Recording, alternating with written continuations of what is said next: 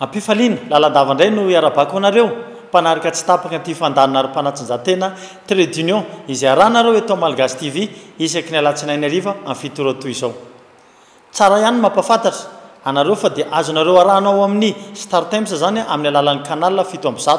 ary koa eo amin'ny canal USF 46 izy raha télévision tsotra. Ho anareo mpanaraka sy mpakafy an'ireny tambajotra serasera reny koa tsara ihany mampafantatra fa dia ny Malagasy TV koa dia efa azonareo arana mivantanao amin'ny Facebook zany ary ao amin'ny YouTube ihany koa. Indro aro mekonao avy hatrany ny lohateny izay ho voapasantsika amin'ity fandarana ara-panatanjahantena anio alina ity. Baolina kitra PFL mitovy ny lentan'ireo ekipa mifanandrina. Baolina lavalava top 12 nanao be fiavy ny ekipan'ny Manjakaray. Basket all step misongadina ny ekipan'ny SFX. Baolina kitra mijanona ho larina fasivy am'zato ny ekipa penena malagasy Barea.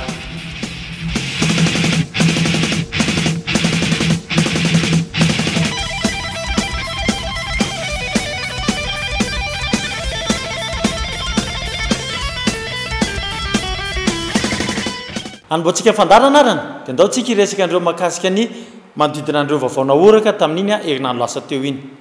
Ny voalohany amin'izany dia resakitsika makasika ny taranja baolina lavalava.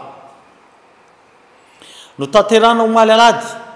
tao amin'ny kianjan'ny Makiandotapenaka ny andro faharoa eo amin'ny Federana Tondaka Madagasikara eo amin'ny Soka division voalohany Sokajy lehilahy eo amin'ny taranja baolina lavalava izay. Lalao anankitelo no nitotosaina tamin'izany ary ny zavatra hita aloha dia azo lazaina hoe nisongadina ireo ekipa avy any amin'ny quartier-ny Manjakaray dia ny ekipa Mangara sy ny FTM zany nany Dakar.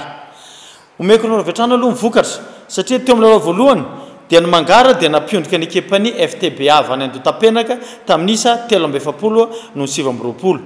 Teo amin'ny lalao faharoa kosa indray dia niondrika nanoloana ny TFM Akasina ny ekipan'ny Lagarana ny Cheminot zany tamin'isa 5-20 no 5-10 ary lalao farany moa zany izay tena nandrasany rehetrarehetra izay arahantsika amin'ny sary hitantsika amin'ny sary io dia ny fihaonan'ny FTM Manjakaray sy ny ekipan'ny Pilokelina ny TFA anaty azo izany. Azo lazaina io zany fa natanjaka kokoa ny ekipan'ny Dakar satria hita ny fahazarana miaraka ny fanandratra kefa tamin'ireo mpilalao izay misy andry Jean Yves sy Rokoroka nandritra n'iny fihaonana iny. Akoatra ny taranja baolina lavalava dia nahazoam-baovao ihany koa ny eo amin'ny taranja baolina kitra satria dia niditra amin'ny fedéanan'ny Tombodaka Madagasikara na ny Pure Play Football indray ny andron'ny asaboly sady lasa teo teny amin'ireo faritra maromaro manerana Madagasikara. Omeko anao ravetrana aloha mivokatra ho an'ny vondrona atsimo. Lalao anankefatra no nitotosaina tao amin'ny vondrona atsimo ary anisan'ny songadina moa ny fandresen'ny Disciple FC avy any Vakinakaratra ny ekipan'ny Zanakala tamin'isa 4-0 ary koa voatana ny FC Nat Rouge tamin'isa 2-0 ny ekipan'ny Andoranfotsina ny CFFA izany. Ny songadina ihany koa ny ekipan'ny Dato FC avy any Atsimo Atsinanana raha nampiondrika ny ekipan'ny Mama FC avy any Orombe tamin'isa 4-0 ary dia voatana ny 3FB Sahala tamin'isa 2-0 tany Akianjany tany Andaboly ny ekipan'ny Elzoko Plus Analamanga. Ho an'ny vondrona avaratra kosa indray dia tsy resy indray teto ny ekipan'ny Ajesaya satria dia natana Sahala rosoroa ny ekipan'ny KFCA Diana ery zareo. Ny Asa Diana ihany koa dia nampiondrika ny ekipan'ny Fosa Junior tamin'isa 3-0. Ty moa zany dia azo lazaina hoe lalao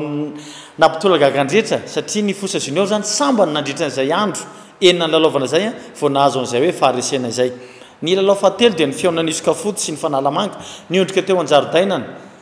nanoloanany niondrika teo amin'ny isa raino tsy misy nanoloanany Sokafoty teo amin'ny jaridainan'ny Sokafoty Tetsalarobia ny ekipa Fanalamanga AS avy any Alaotra Mangoro ary lalao farany moa zany dia mbola mitohy hatrany vokatra ratsy ho an'ny ekipa miaramila dia ny Kosfa izany satria dia mbola lavo ny Tsaramoros FC tamin'isa 4-3 ity ekipan'ny miaramila ny Kosfa ity.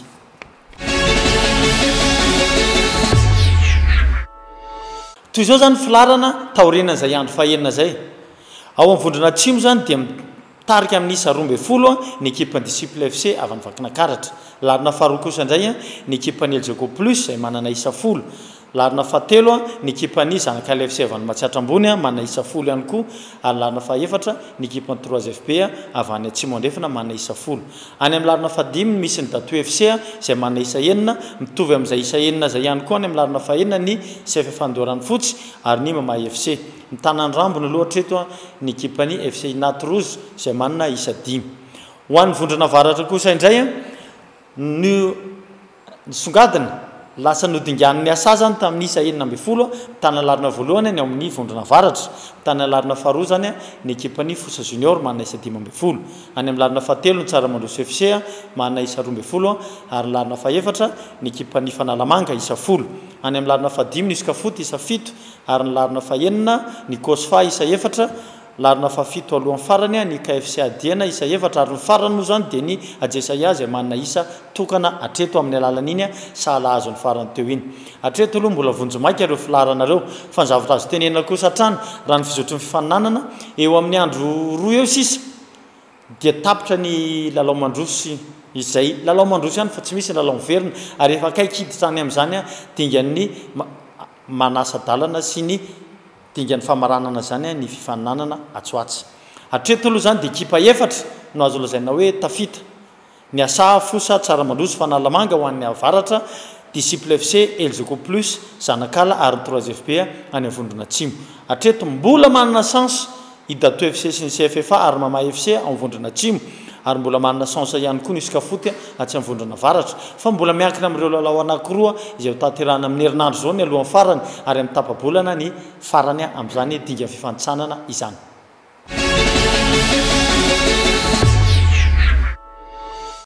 ajantsika eo makasika ny taranja baolina kitra eo amin'ny national fandehandrayntsika aloha hiditra amin'ny taranja basketball indray na ireny fifananana eny anivon'ny sekoly ireny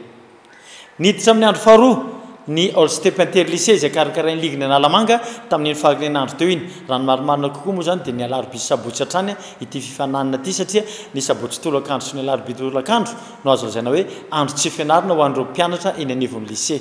raha ny vokatra amin'seho aloha dia azo lazaina hoe misongadina ny ekipany SFX Itsatany-mena satria nahazo fandresena indro izy ireo tamin'ny andro voalohany sy ny tamin'ny andro faharoa indra roa mekonareo ny vokatra teo amin'ny andro faharoa ny LMA dia nandresy tamin'ny resin'ny ekipan'ny Saint-Chantal tamin'ny isa 3:29 tetsy amin'ny kianjan'ny lycée moderne Ampefilohatrany teo amin'ny sokajy vehivavy kosa indray ny lycée Andohalo dia niondrika tamin'ny isa mavesatra tamin'ny alalan'ny isa 9:70 no 1:10 nanoloana ny SFX ary ny ISF ihany koa dia nampiondrika ny ekipan'ny lehilahin'ny lycée Andohalo ihany tamin'ny isa 9:50 no 10 tany amin'ny kianjan'ny Akamaso kosa indray dia tsy tavavoaka nanoloana ny SFX ny Akamaso lasy vavy satria dia niondrika avy hatrany ho an'ny sokajy lehilahy 3:30 ho an'ny SFX 7:20 ho an'ny Akamaso zazalahy ho an'ny sokajy zazavavy kosa indray 3:20 ny SFX ary 3:20 ny Akamaso eto aloha zany dia azo zany hoe mbola misy andro maromaro izy ity satria any mbola misy 2 volana no any vao tonga amin'ny dingan'ny famaranana ny lalao ary dia andao raha antsika nge ny resaka ny fanaovana tamin'ny filao ligue ny Analamanga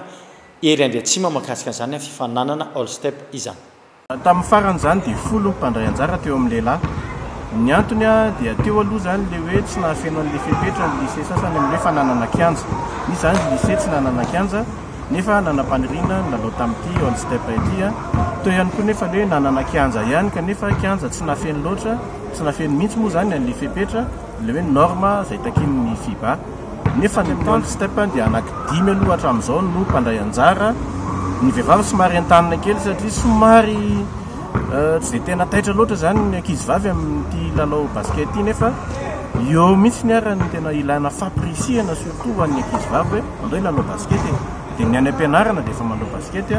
satria ny fianarana sy ny fanatanjahantena ary ny kolotsaina dia miaraka ireo amin'ny fanabeazana sy ny fitaizana dia izay mahatonga le hoe nanapa-kevitra mihitsy ny ligue ny Analamanga ikarakara ny All Step ity miaraka amin'ny ministèren'ny fanabeazam-pirenena izay miasa akaiky aminay eo amin'ny ataontsika hoe ny fanaraha-maso akaiky dia akaiky mihitsy anireo mpilalao rehetra izay mandray anjara amin'ny All Step satria izay tena tsy manaiky mihitsy hoe misy mpilalao tsy soratra ao anatin'ny sekoly akory nefa andray anjara amin'ny All Step entitra dia entitra zany ny fanaraha-maso amin'izao interlycée zao raha zay mahakasika ny taranja basketball nazao mbavao ihany koa ny eo anivon'ny taranja tolona zany na ny fédération malagasy ny taranja tolona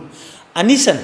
niatrika an'izany lalao afrikanina izay nitanterahana tany Ghana Accra izany ny fédération malagasy ny taranja tolona ary dia taorianan'izay moa zany dia tafaresaka taminay ny filohan'izany fédération zany Andriamatoa Mamitiana Ravelson ny resahany hoe manao indray ny fandaram-potoana eo amin'izany fifanana iraisam-pirenena zany miandry an'ity fédération ity andao raha antsika resaka ny fanaovana taminy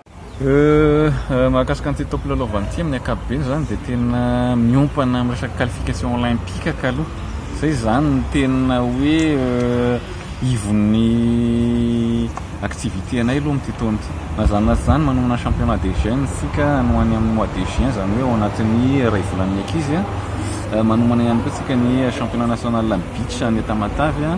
anoany amin'ny mois d'octobre novembre anoany manomana ihany koa sika ny ino izy ity championnat national mazava loatra any amin'ny septembre any ho an'ny cadet junior senior zay zany aloha ny atao toerana dia ankoatran'izay moa manao ny vulgarisation sy ny rehetrarehetra ny amin'ny faritra miezaka ny ametraka ny école d'élite zay any amin'ny faritra miezaka ihany koa ijeriny sy hoe sport étude miaraka amin'ny académie nationale des sports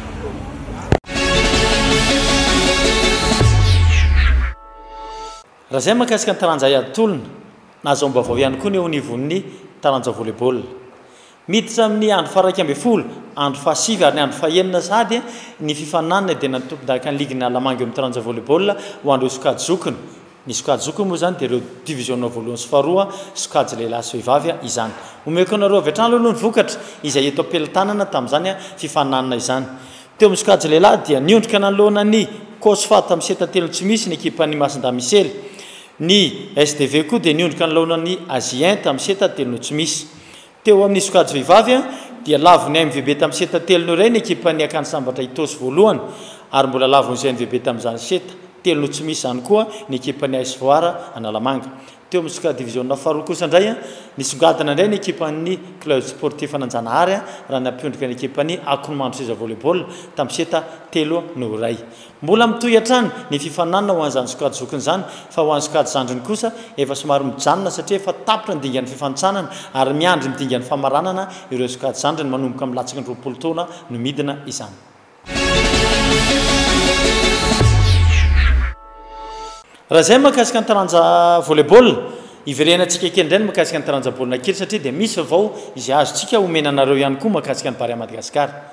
namoaka ny listra eo amin'ny filarina iraisam-pirenena ny eo anivon'ny FIFA ary dia fantatra moa zany fa dia eo amin'ny larina fahasivy amin'ny 100 hatrany misy any Barea Madagasikara satria tsy nietsika moa zany tsika satria nandresy tamin'ny Israel tsy misy tamin'ny lalao ara-piralaina voalohany nalohana ny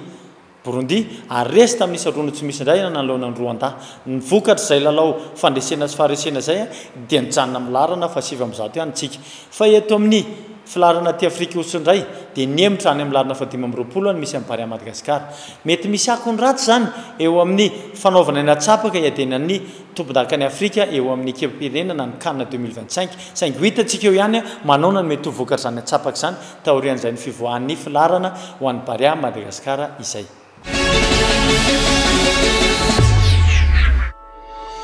anisan'ny vaovao mba apitako aminareo ihany koa dia be da be nareo ao amin'ny tambajotra serasera Facebook ny Malagasy TV dia manontany aty aminay hoe manahoana satria nisy resaka kely somary apitako aminareo ihany hoe mahakasika an'izany antsony hoe lalao nosy izay taterana ny Komoro amin'ny 724 dia efa namoaka moa zareo komoriana hoe ireto ny taranja mpanatinjatena ary be da be nametra-panontaniana taty aminay hoe ary to tsy misy ny taranja volleyball any Komoro amin'io 724 eto aloha dia tsy azoko tenenina hoe tena tsy misy na hoe ho isy fa ny zavatra azo lazaina aloha raha amin'ny fandraisana fifananana ohatran'io ny nosy mandray ny fifananana no misafidy an'ireo taranja mpanatinjatena ifananana saingy kosa misy ny fanapahan-kevitry ny komity mpitatana any lalao nosina ny kizy zany dia eo no ahafantarana amin'izy amin'ny fomba ofisialy hoe inona ny tena taranja ifananana amin'ny lalao nosy izay tanterana any amin'ny nosy Komoro io izay moa zany azo zany hoe tsetratsetra siatra satria be da be loatra nareo ary dia isorana nareo manome an'izany fanontaniana zany ary dia azo lazaina hoe mety valim-panontaniana mahafapo anareo ihany zay fa dia mbola ho azavaina aminareo any aoriana zany rehefa mahazo ny tompona ndraikitra mahefa amin'izany isika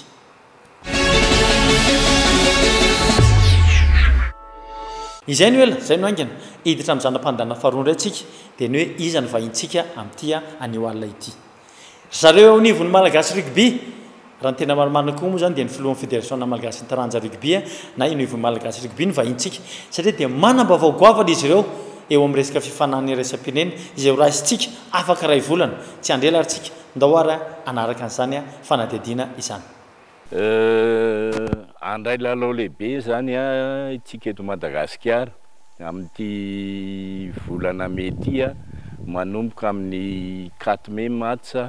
dia mifarana amin'ny 12 mai io zany dia champion d'Afrique zany sady éliminatoire en coupe du monde zay atao eo amin'ny kianjan'Maki zany ary ny champion sy ny vice champion amin'io zany mandray anjara amin'ny coupe du monde amin'ny 2025 marina mihitsy zany nisy tokoa zany ny fangatahany zareo Afrique du Sud sy Cameroun hoe ho raisiny zareo io lalao io satria efa taty amintsika io tamin'ny herintaona kanefa ny voalohany zany mazava-dehibe an'le hoe eto amintsika io lalao io zany dia eto amintsika zany no be mpijery baolina indrindra raha resaka vehivavy no resahana zany tamin'ny herintaona dia tena hoe niaiky mihitsy zany zao tontolo zao hoe tena ambony tokoa ny avon'ny resaka rugby vehivavy any Madagasikara zay anton'iray hoe naporisika ny tenanay zany sady niady mafy koa satria ny tena koa dia ao anatin'ny comité ny rugby Afrika zany dia niady mafy hoe raha tianareo anandanja io champion d'Afrique io sady éliminatoire en coupe du monde io dia aleo atao any Madagasikara eo amin'ny fanomanana ny infrastructure moa zany dia efa manomboka tokoa zany malagasy rugby manamboatra ny infrastructure ny terrain dia ny matériel rehetrarehetra mikasika zany ary efa miomana sady zay satria efa hiditra fa ririnina moa tsika zany zao dia nanao satodo mihitsy ny malagasy rugby afahana manondraka tsara ny kianja ary akoatrany hoe fandroana ny kianja moa zany dia ampiasa zezika sy vitamine mba tena maitsomaitso tsara ny kianja zany mpanazatra moa dia i maître Ralay miaraka amin'ny maître Dina zany zay efa ela tokoa zany no nitantana ny resaka vehivavy io ary akoatran'izay moa zany dia misy fanampiana koa zany ataon'ireo entraîneur hafa zany manana spécialité amin'ny resaka mêlée sy tosy ny pila ravinahitra avy any ivelany zany zao anankiroa ny hoe prévu hoe ho avy kanefa tsy afaka indray ny anankiray satria eo amin'ny resaka taratasy zany dia vao nahazo taratasy tamin'ity volana ity le anankiray dia mbola tsy nalefa ny ekipa zay mampilala ho azy zany fa misy pila ravinahitra anankiray zay efa taty tamin'ny herintaona zany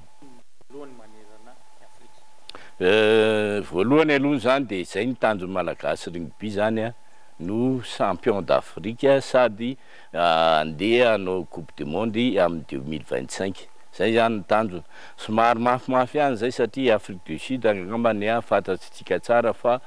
efa ambony tokoa ny avoleta teknikany sy resaka fizika zany kanefa tena miezaka mihitsy zany reo technicianina zany anatsarana sy entina hoe ny tanjona zany dia andresentsika ny Afrique du Sud voalohany eto Madagasikara zao zany tena hoe mila fanohanana zany mila fanampiana tanteraka zany avy amin'ny fitondram-panjakana avy amin'ny partenaire sponsor ary indrindra avy amintsika vahoaka malagasy zany a sy mipity baolina lavalava satria akoatra ny resaka fanohanana eo amin'ny resaka teknika materiel dia zava-dehibe tokoa ny fanohanana ara-moraly an'ireo ankizy ireo.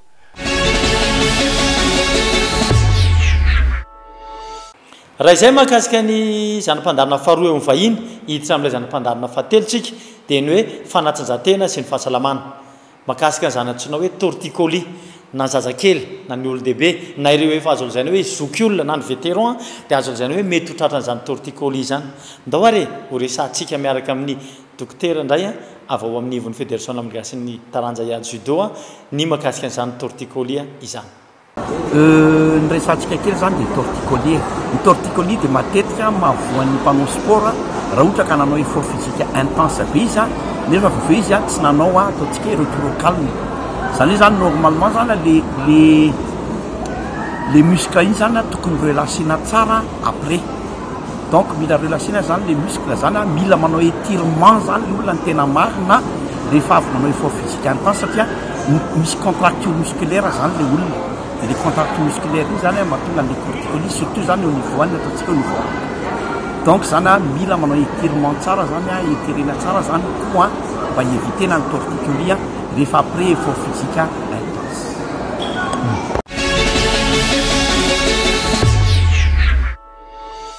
Tonga amin'izany mpandarina faefatra farantsika dia ny hoe portrait somary avaka kely ny portrait tsika an'io ry mpijery-tsaina satria hatramin'izay tsika dia na mpanazatra na atleta na filohana club fa mity kosa indray donc itsika mpafantatra nyreny antsoina hoe sekolina baolina kitra na sekolina basketball ka ny anomboantsika n'izany aloha da ohatra sekolina basketball nomeko anareo tsy iza zany fa dia ny asa basketball. Ny asa association sportive basketball Antananarivo niforona tamin'ny taona 2004 école de sport le izy aloha dia club de formation izy tamin'ny voalohany fa rehefa tany aty arina dia hita hoe tokony anao fananana section ligue fédération ireo ankizy be dia be tato dia voatelo tsy maintsy natsangana zany le club fa raha ny tena marina zany ny asa dia école de sport sy club de formation ihany. Telo amby roapolo taona zany noforona ny asa hatramin'izao mandray ny ankizy kely rehetra manomboka amin'ny 7 taona ka hatramin'ny 9 taona dia basket zany ny atao amin'ny asa. Ny toera fanaovana ny fanazarantena dia atao amin'ny élément lycée moderne Ampefiloha ny alarobia hariva folakandro dia ny asabotsy maraina zay no fandaharam-potoana zany momban'ny fanazarantena. 5 amby 80 ny ankizy dia zay natao amin'ny asa lahy sy vavy. Ny tena tanjona aloha dia ny ampahay basket ireo zaza ireo zany hoe ampianarina le ataontsika hoe ataoko amin'ny teny vahiny hoe fondamentaux aloha zay ny voalohany zany dia rehefa manana fondamentaux izy zay vao miditra ambo fananana maro isa sokady. Ny tanjona dia mba halasa lavitra an'ireo zaza ireo any aoriana any fa misy olana kely mako izy io indraindray misy le zaza tsy maharitra misy koa le ray aman-dreny tsy manana faharetana dia ajanony le zaza nefa io ohatra ny olona rehetratra mianatra sakila dia mianatra basket. Fotoana zao zany dia anakenina zany ireo teknisianina zay mpanampy any coach meme atao amin'ny asa dia vavy anankiray dia ny ambiny lahadaholy fa samy manana ny andraiky zany izy areo fa tsy mifanitsaka zany hoe rehefa kategoria samihafa zany samy manana ny mpanazatra miavy fa i coach meme dia eo ihany sady mandray ny kely no mandray ny lehibe no manome ny toromarika amin'ny akapobeana manome mpanazatra satria mbola zaza miana mamindra zany le mpanazatra ny andro.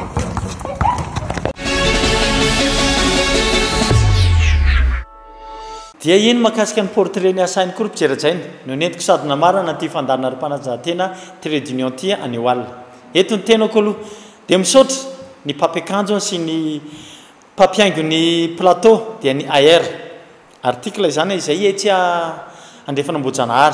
ary koa tsy haiko ny tsisy ohatran'ireo teknisianina tarian'ny tiana razanakody sy mialy ty anay ahitana ny Zara Lapino iry Renault Romanda izay manao ny ainy tsy ho zavatra mampita ny sary sy ny feo any aminareo isan-tokantrano izay pakafy ny fandarina trade union